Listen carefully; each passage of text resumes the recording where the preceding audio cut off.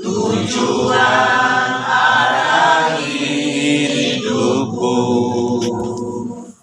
bagaikan kapal yang selalu diombak ambingkan,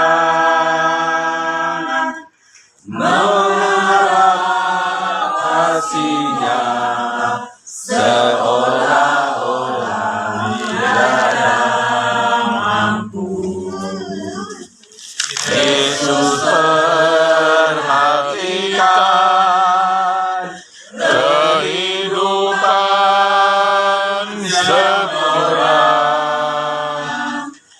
yang sudah rusak dibetulkan,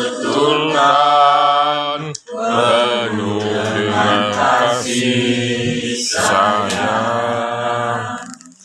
Yesus perhatikan yang menesan air mata, Dia mengenal hatinya, penuh penyesalan dosa. Bapa yang di surga, terima kasih Bapak atas segala waktu yang Kau berikan buat kami. Dimanapun raja seluruh yang ada di jaga kasih sekitar kami, kami buat kami bisa berjatuh sebulan sekali. Tuhan, hamba yang menyampaikan firman-Mu, ajari mulut hamba apapun yang keluar dari mulut hamba adalah firman-Mu.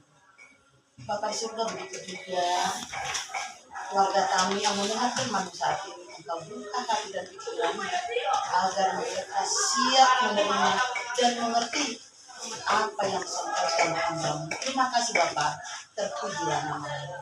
Amin. Amin. Firman yang diambil saat ini diambil dari, mungkin bisa yang dari yang PHP, 2 Samuel 21 ayat 7 sampai 14. 2 Samuel 21 ayat 7 sampai 14. Saya akan membacanya. Tetapi raja merasa yang sayang kepada Mephiboset bin Jonathan bin Saul, karena sumpah demi Tuhan ada di antara mereka, di antara Daud dan Jonathan bin Saul. Lalu raja mengambil kedua anak laki-laki Rispa binti Aya yang dilahirkannya bagi Saul, yakni Armoni dan Mephiboset, dan kelima anak laki-laki Merab binti Saul yang dilahirkannya bagi Adriel bin Barsilia orang Mehola itu. Kemudian diserahkannyalah mereka ke dalam tangan orang-orang Gibeon itu. Orang-orang ini menggantungkan mereka di atas bukit di hadapan Tuhan. Ketujuh orang itu tewas bersama-sama. Mereka telah dihukum mati pada awal musim menuai, pada permulaan musim menuai jelai. Lalu Rispa binti Aya mengambil kain karung dan membentangkannya bagi dirinya di atas gunung batu, dan permulaan musim menuai sampai tercurah air dari langit ke atas mayat mereka. Ia tidak membiarkan burung-burung di udara mendatangi mayat mereka pada siang hari, ataupun binatang-binatang di hutan pada malam hari. Ketika diberitahukannya kepada Daud apa yang diperbuat Rispa binti Aya, gundik Saul itu, maka pergilah Daud mengambil tulang-tulang Saul dan tulang-tulang Jonathan, anaknya, dari warga-warga kota Yabes Gilead yang telah mencuri tulang-tulang itu dari tanah lapang di Betsan, tempat orang Filistin menggantungkan mereka ketika orang Filistin memukul Saul kalah di Gilboa. Ia membawa dari sana tulang-tulang Saul dan tulang-tulang Jonathan anaknya. Dikumpulkanlah juga tulang-tulang orang-orang yang digantung tadi. Lalu dikuburkannya bersama-sama tulang-tulang Saul dan Jonathan, anaknya, di tanah Benjamin, di Sela, di dalam kubur Kis, ayahnya, yang melakukan segala sesuatu yang diperintahkan raja. Maka sesudah itu Allah mengabulkan doa untuk negeri itu. Ini firman ini sengaja saya ambil bagi kita bisa katakan ini kebenaran. Yang punya rumah, firman ini sangat-sangat sebenarnya kejam pada kerajaan Daud. Kebetulan di sini ada Rispa yang nggak siapa-siapa. Waktu itu bapak Perjabu pernah musibah. Seorang istri otomatis tidak semata-mata gampang untuk menerima kejadian itu. Makanya saya kutip ini masalah si Rispa, bukan Rika ya, Rispa bundiknya Saul, bundiknya si Saul, bukan. Jadi enggak perempuan siapa-siapa, dia orang perempuan tokoh perempuan ayah itu, yang bundik Raja Saul, memiliki 2 orang anak dari Saul. Pada zaman itu Raja Daud terjadi kelaparan selama 3 tahun itu, cobaan selama 3 tahun di waktu kerajaan Daud. Lalu Daud itu bertanya kepada Tuhan, jadi kenapa engkau berikan dosa sebesar itu? Kenapa? Nah, itu pertanyaan, kenapa? Katanya itu karena dosanya Saul. Kalau tadi kita flashback belakang, apa sih dosanya si Saul? Sampai begitu kejamnya dia membuat hukuman itu. Dosa Saul yang saya cari membunuh orang-orang Gibeon yang bukan bangsa Israel. Orang-orang Gibeon tidak termasuk orang Israel, tetapi sisa-sisa orang Amori. Sementara orang Amori kan dibunuh oleh si Saul. Jadi itu sangat kejam.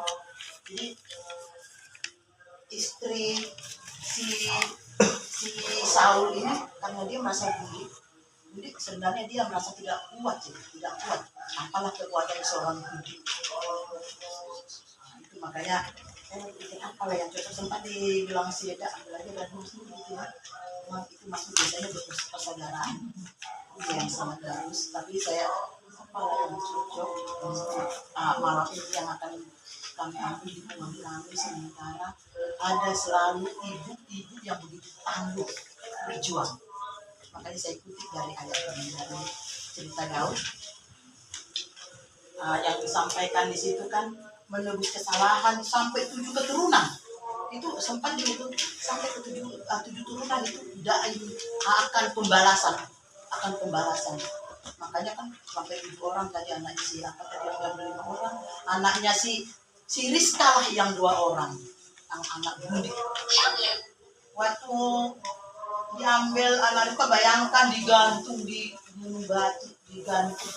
Kalau kita secara manusia nggak sanggup melihat. Tapi Rizka yang karena sedianya, karena kasihnya kepada anaknya, dijaga sampai dibentangkan tadi dibilang itu kayak karung untuk menjaga anaknya. Bayangkan waktu kelaparan kan 3 tahun itu kelaparan, si Rizka berjuang dengan waktu kelaparan, berjuang menjaga anaknya yang sudah terbunuh. Disitulah sampai menjaga dari burung-burung, siang hari dijaga dari burung-burung biar jangan dimakan burung, malam biar jangan dimakan binatang buas, dijaga lah. Itu berkat seorang ibu, berkat seorang perempuan yang tangguh, yang bukan siapa-siapa. Rizka bukan orang anak putri raja, bukan istri yang sah raja, dia selaku bundik, tapi dia berjuang sebagai ibu yang tangguh. Disinilah makanya saya bilang waktu kejadian sama bapak kan, karena mungkin jangan Hinong Perjabuan, kita sebagai pengumuman yang ada di situ terus jaga Karsa, khawatir. Apalagi waktu itu kita rencanakan mau arisan di sini terjadi, semua kita khawatir, apalagi kan. Tetapi kuat di situ dia menyerahkan, dia berbuat, dia benar-benar merawat Bapak Perjabu ini. Aku pasti bisa. Ternyata Tuhan berikan dengan kekuatan doa-doa, apapun mungkin seperti itu juga kita mendoakan, walaupun kita dari rumah kita masing-masing, kita mendoakan. Makanya saya ikuti isi ayat. Kesetiaan seorang Rizka sampai sesudah itu sampai diturunkan Tuhan. Waktu karena itu diturunkan Tuhan dengan hujan, biar jangan kebakaran, biar itu si tanah subur, bisa mereka berbuat untuk berkegiatan untuk mencari kehidupan. Kesetiaan si Rizka lah yang menyentuh hati Daud. Disentuh hati Daud, kok ini ibu kok kuat banget menjaga-jaga sampai tulang belulangnya dijaga. Disitulah Raja Daud mengambil tulang-tulangnya dari anak-anaknya Rizka, yang dua itu diambil, dikuburkanlah dengan secara layak. Dengan dilihatnya seperti itu kan, Daud kan dekat sama Tuhan. Doa-doa Daud itu memang sangat-sangat ini, dia memohon sama Tuhan agar dikasih kekuatan buat Rizka, dikumpul tadi, walaupun dia sebagai gundik, diperbaharui lah. Bayangkan aja kalau orang kita istri keberapa mungkin terjadi seperti itu dan dia tidak punya kemampuan. Tapi Daud dapat kesetiaan Rizka lah, Daud menyentuh hati Daud, diambillah itu, dikuburlah itu secara layak. Di seorang ibu pantang menyerah, karena ini Rizka ketika seorang ibu menolak menyerah, dia bukan ratu, bukan nabi, bukan tokoh besar dalam sejarah, hanya seorang ibu. Jadi banggalah kita sebut dia seorang ibu. Aku bilang, aku sebut tahe budak kocok memang mertua juga menjadi ibu dengan sejarah Rizka, walaupun dengan istri sebagai ibu. Di mata Tuhan, kalau memang kesetiaannya untuk benar-benar, Tuhan tidak pernah memilih-milih orang, mau yang siapa, mau siapa, siapa dibuat Tuhan. Jadi Tuhan tidak memilih siapapun, kita diambil. Keluarga si Torus diambil, tidak memilih-milih. Oh, si Torus ini baik loh, ini kurang baik loh ini. Pak Nababan itu dulu di terminal itu kurang ajar itu, udah minat Tuhan. Mungkin disitulah kita berbesar hati, bersyukur bahwa Tuhan itu sangat-sangat baik. Kalau kita ada, kalau dia jangan baik, bukan baik tuh, itu udah melawan. Udah nasi bagaimana, aku mana sama aku, nak aja mah bisa makan aja mah. Itu Tuhan gak inginkan kan. Justru yang kebaikan, penyerahan diri itulah yang diinginkan Tuhan. Makanya bisa terjadi keinginan seorang ibu yang sebagai istri yang tidak sah.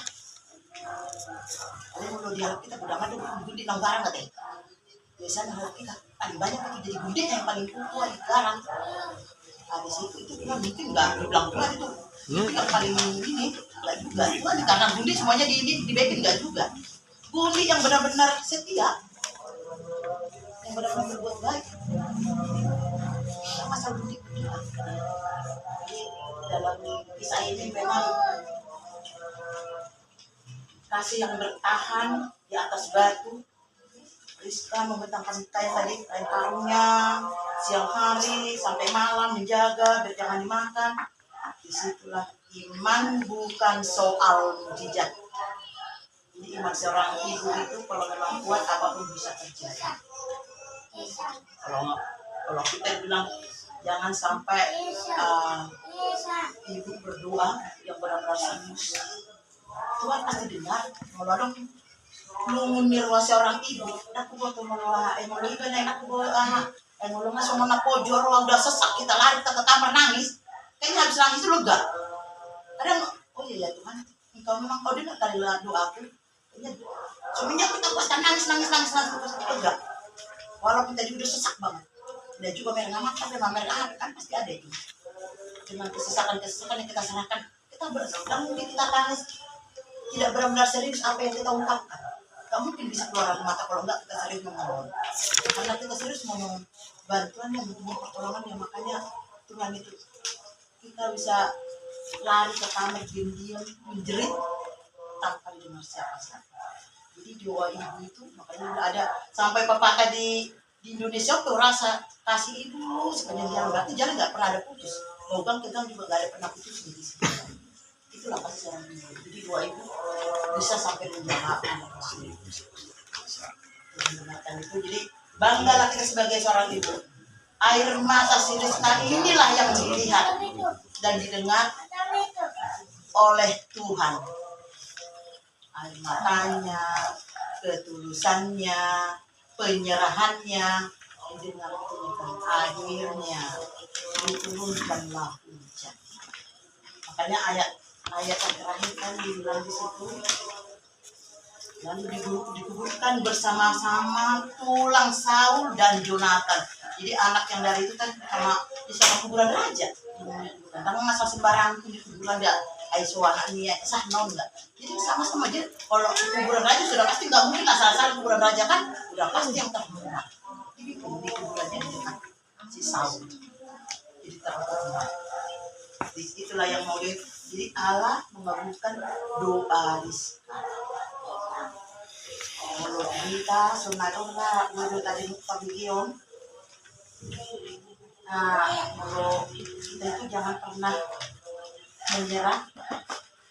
Kita yang air mata belum menyerah kita bisa jangan dong nasar, jangan putus. Kalau kita ada persoalan kita menyerah, aduh bodoh, aku nggak bakalan ada keputusannya, tidak ada tuh ini ya kesimpulan yang akan diambil. Tidak bisa kita mengambil keputusan kalau kita menyerah. Asal cuek, bukan nggak menyerah ya, cuek. Tapi kita ngambil teguh. Dan kita bisa ambil keputusan itu dengan baik, dengan keteguhan dalam iman kepada Tuhan. Itulah yang dikatakan firman ini saat ini. Walaupun pendek firman ini, kita ambil hikmatnya bahwa jadi hormati kami ya bapak-bapak mah. Ya kan bangga bahwa ibu kita menuntut suami. Baiklah, anak juga kita tuntut. Baiklah kepada ibu. Ketulusan ibu dan kebaikan ibu itu sama ibu kita. Ya kan? Juga, saya dapat telapak juga di telapak kaki bapak. Di telapak kaki ibu ingat. Memang luar biasa itu orang ibu.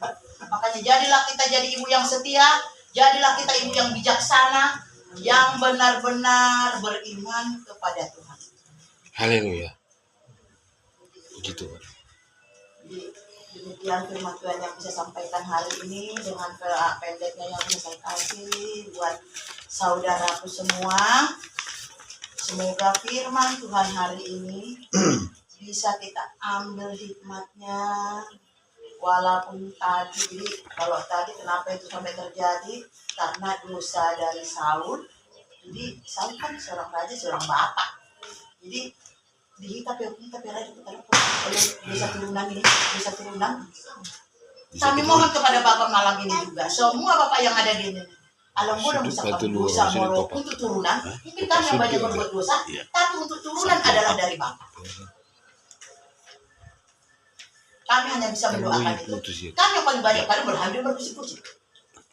Tapi dosa kami itu kemungkinan besar tidak, karena Tuhan udah mengwariskan kami untuk menjaga itu, jangan sampai kewariskan ke anak cucu kami.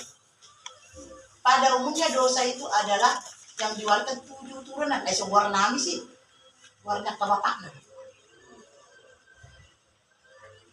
Jadi bujung mahita selalu terlumuri sama aman amit. Serta bidulah nami teh. Jangan pala na mulai dong kamu menjadi kain. Amin. Haleluya. Puji Tuhan.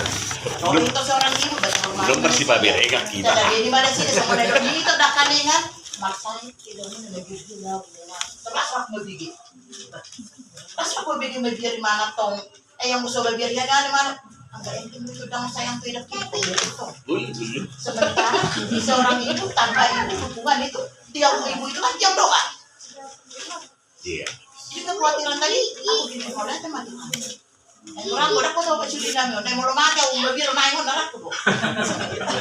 Kan kita nggak tahu karena selama ini saya yang melayani saya kan, karena dia sakit duluan. Nah, itu jadi pertanyaan itu kan berkata ya untuk aplikasi diri kita, mengambil yang hikmatnya, bahwa kita saling berbagi, saling mengasihi, saling menguatkan, saling mendukung.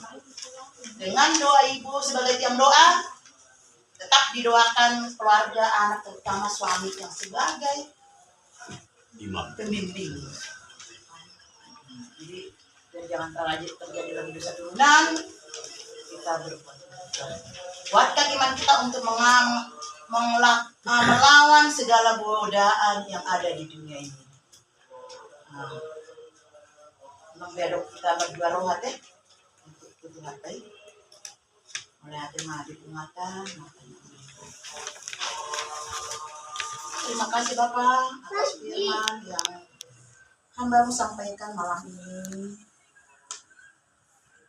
Kiranya Tuhan berkati firman yang hamba-Mu sampaikan kepada umat-Mu, keluarga besar Sitorus yang ada di Jagakarsa ini Tuhan.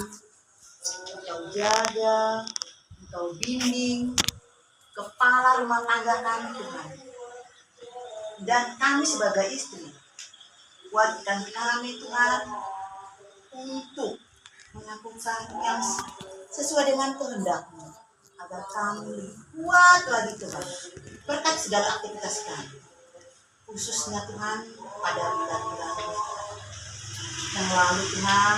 Engkau tahu bahwa Bapak kami yang punya rumah ini, Amang Paniel, Engkau berikan satu ujian yang punya jawaban. Bapak kami sembuh. Terima kasih Bapak.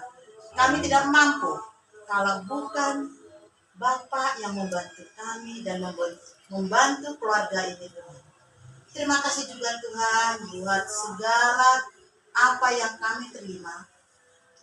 Itu bukan karena kekuatan kami, itu karena kasih-Mu. Kami bisa kuat, kami bisa kokoh Tuhan dalam hidup kami. Karena itu Tuhan, kami patut kami memuji dan memuliakan nama-Mu. Terpujilah nama-Mu Tuhan. Terima kasih atas nama Yesus Kristus kami berdoa dan mengucap syukur. Amin.